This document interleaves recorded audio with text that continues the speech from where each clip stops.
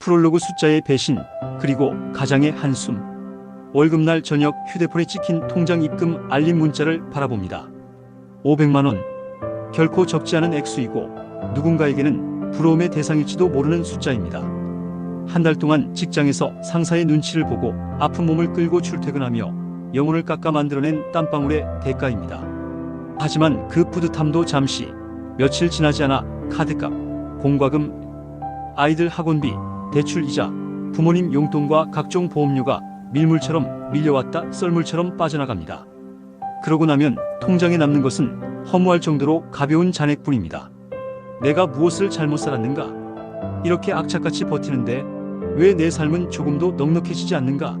숨이 턱 끝까지 차오르는 밤, 베개에 머리를 누그러뜨리며 가장들은 묵직한 한숨을 내뱉습니다. 나 하나만을 위해 쓴 돈은 단 10,000원도 없는데 통장은 늘 비어있고 미래는 안개 속처럼 불투명합니다. 40대를 지나 50, 60을 바라보는 이 시대 외벌이 가장들의 이 서글픈 현실은 과연 누구의 잘못일까요? 제1장 착시 속에 살았던 월급의 진실. 우리가 젊었던 시절 월 500만 원은 성공의 상징이었습니다. 그 정도 벌면 마당 있는 집은 못 사더라도 내 집 마련하고 1년에 한두 번 가족들과 여행을 가며 노후 통장도 차곡차곡 채워갈 수 있을 줄 알았습니다. 하지만 세월이 흐르며 세상의 숫자는 우리가 따라잡을 수 없을 만큼 빠르게 달려나갔습니다. 물가는 천정부지로 솟구쳤고 아이들이 자랄수록 교육비와 양육비는 덧셈이 아니라 곱셈으로 늘어났습니다. 거기에 내 집 하나 마련하느라 짊어진 대출 이자는 매달 가장의 목을 조옥 쥐어옵니다.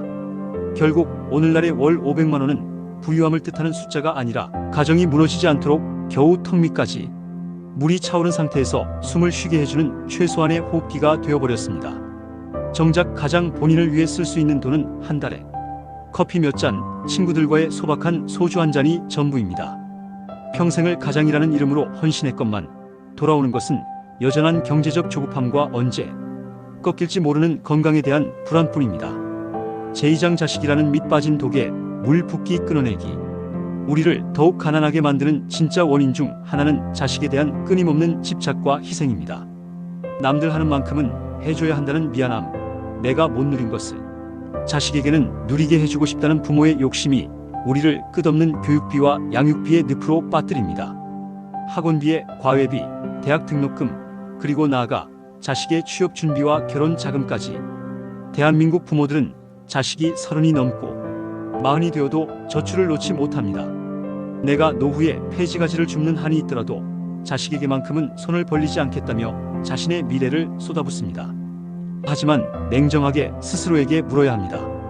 과연 이것이 자식을 위한 진정한 사랑일까요? 부모의 노후가 준비되지 않아 나중에 자식에게 짐이 되는 것만큼 자식에게 큰 불효와 부담을 주는 것은 없습니다. 자식은 내 몸을 빌려 태어난 독립된 인격체이지 내 삶의 전부가 아닙니다. 자식이 자신의 힘으로 세상을 헤쳐나갈 수 있도록 고기를 잡는 법을 가르쳐주고 일정한 시기가 되면 기꺼이 경제적 손을 놓아주어야 합니다. 자식에게 쏟아붓던 과도한 지출을 멈추고 내 노후에 단단한 울타리를 치는 것, 그것이 가장이 가져야 할 첫 번째 용기입니다. 제3장 타인의 시선이라는 가옥에서 탈출하기. 외벌이 월 500만 원으로 버티기 힘든 또 다른 이유는 바로 남들과의 비교입니다. 옆집은 아파트 평수를 늘려갔다더라. 누구네 자식은 어느 학원에 다닌다더라. 친구 누구는 이번에 새 차를 뽑았다더라. SNS와 미디어가 발달한 세상 속에서 우리는 끊임없이 남의 집 진열장과 내 삶의 뒷골목을 비교합니다. 내 수입이 적은 것이 아니라 눈높이가 세상이 만들어 놓은 헛된 기준에 맞춰져 있기 때문에 늘 허덕이고 가난함을 느끼는 것입니다. 타인의 시선에 맞추어 사는 삶은 결코 채워지지 않는 항아리와 같습니다. 남들에게 번듯해 보이기 위해 지출하는 허례허식, 내 형편에 맞지 않는 소비를 과감하게 잘라내야 합니다. 체면이라는 허울을 벗어던지고 내 가정을 실속 있게 챙기는 것. 남들이 어떻게 보든 우리 집은 우리 속도대로 산다는 단단한 자존감을 회복해야 합니다. 수입을 갑자기 2배로 늘릴 수 없다면 남의 눈치를 보느라 새어나가는 불필요한 지출과 욕망의 크기를 줄이는 것이 가장 현명한 생존 전략입니다. 제4장 인생의 하프타임. 이제는 나를 정비할 시간. 축구 경기에는 전반전이 끝나고 선수들이 숨을 고르며 전열을 정비하는 하프타임이 있습니다. 40대와 50대는 인생의 거대한 하프타임입니다. 전반전에 우리는 타인을 위해, 가족을 위해, 회사를 위해 내 몸이 부서져라 달렸습니다. 이제 후반전을 앞둔 이 시점까지 똑같은 방식으로 달린다면 우리는 후반전이 끝나기도 전에 심각한 부상을 입고 경기장 밖으로 쫓겨나게 될 것입니다. 이제는 삶의 우선순위를 바꾸어야 합니다. 나를 가장 뒷순위에 두었던 삶에서 나 자신을 돌보는 삶으로 무게 중심을 옮겨와야 합니다. 아픈 몸을 방치하지 말고 건강검진을 챙기고 하루 30분씩이라도 나만의 산책 시간을 가지십시오. 거창한 돈이 들지 않아도 내 마음을 풍요롭게 해주는 소박한 취미를 만들고 오랫동안 잊고 살았던 나라는 사람의 존재 가치를 찾아주어야 합니다. 가장이 건강하고 가장의 마음이 평온해야 그 가정의 후반전도 단단하게 유지될 수 있습니다. 에필로그 수고했다.